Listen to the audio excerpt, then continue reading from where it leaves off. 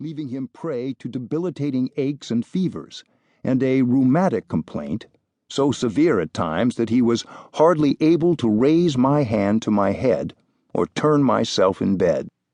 Yet in 1787, Washington donned his best breeches and frock coat, powdered his hair, and pushed his body to serve his country again, this time as the indispensable president of a constitutional convention in the sweltering Philadelphia summer.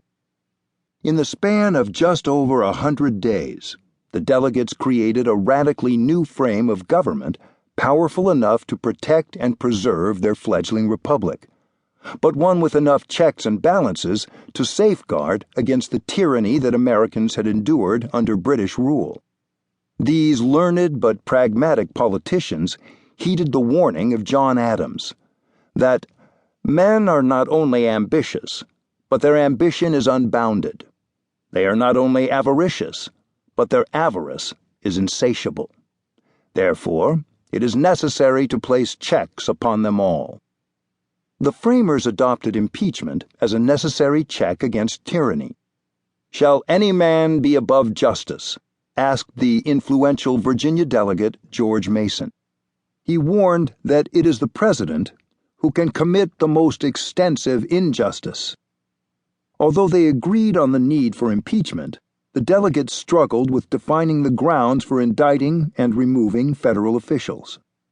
During the convention debates, to specify the criteria for removing a president, delegates used such disparate terms as great crimes, malpractice or neglect of duty, corruption, incapacity, negligence, and maladministration. They finally cast their vote for high crimes and misdemeanors against the state, then dropped the state qualifier, which both broadened and obfuscated the meaning of the impeachment. Politics without crime.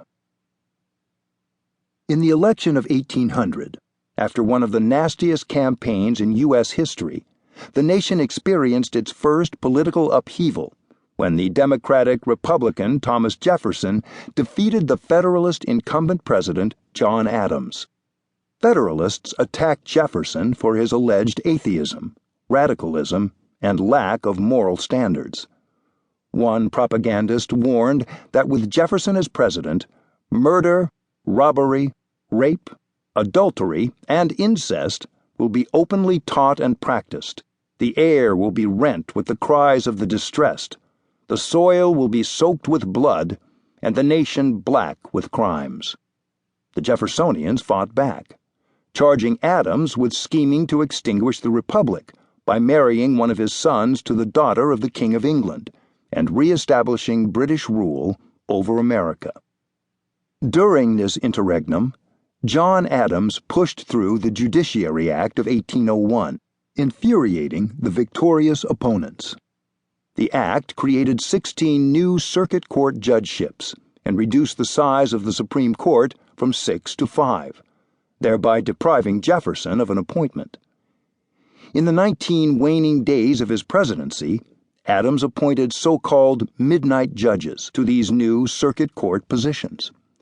When Oliver Ellsworth, the Chief Justice of the Supreme Court and an Adams loyalist, conveniently retired, Adams was quick to appoint the staunch Federalist John Marshall as his replacement.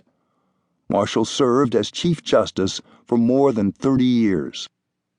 Jefferson and his new partisan majority in Congress repealed the Judiciary Act and turned to impeachment for rectifying what they decried as the Federalists' packing of the courts.